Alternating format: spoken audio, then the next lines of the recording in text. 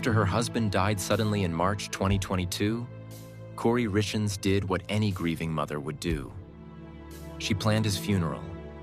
She comforted her 3 young sons.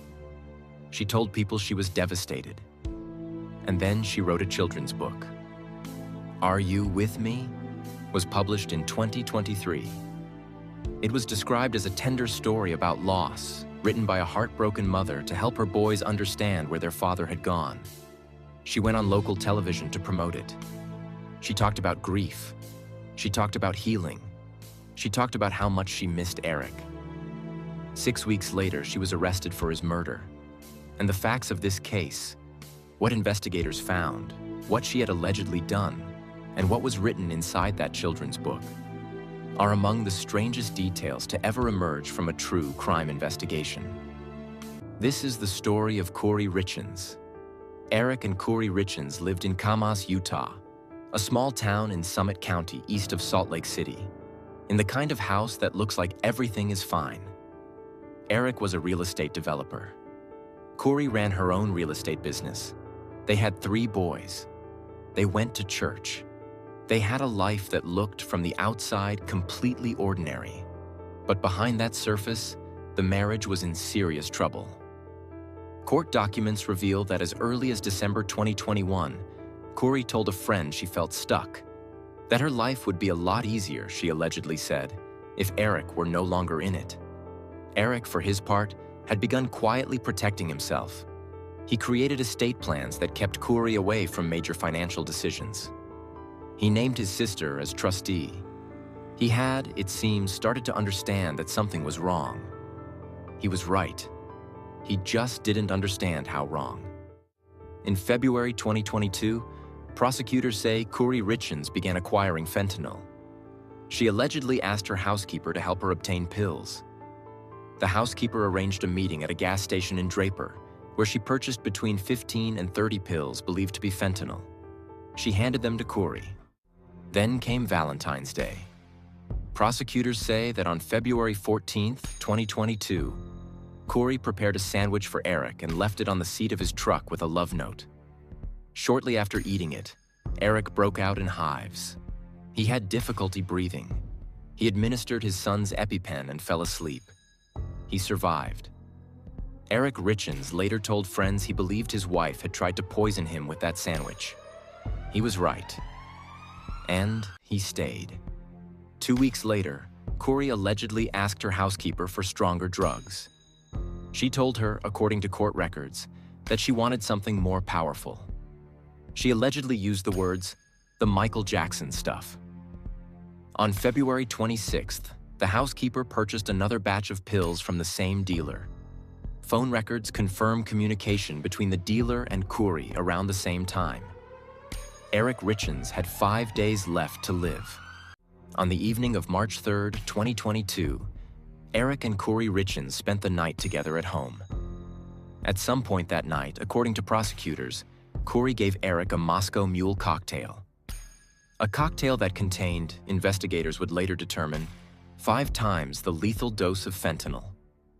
Early in the morning of March 4th, 2022, Kouri Richins called 911. Her husband, she said, was cold to the touch. Eric Richins was 39 years old. His death was initially ruled an accidental overdose. He had no known history of drug use, no fentanyl prescription, no explanation for how it got into his system.